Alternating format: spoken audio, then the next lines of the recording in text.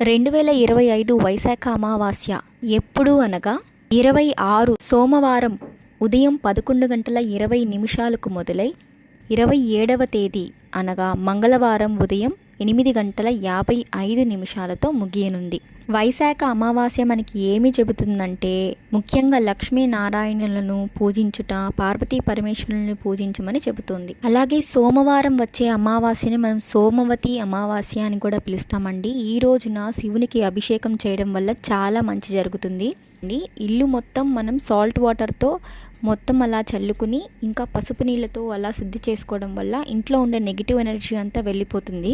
చిన్నపిల్లలకైతే ఈ రోజున ఎర్ర నీళ్ళు కాలికి లేదా మెడకి నల్లదారులు దిష్టి దారాలు కట్టడం చాలా మంచిది. అలాగే 27 మంగళవారం మనకి శని జయంతి వస్తుంది. వైశాఖ మాసం మనకి 2025వ సంవత్సరంలో వైశాఖ అమావాస్యతో ముగిసిపోతుందండి. Thank you for watching. See you in my next video.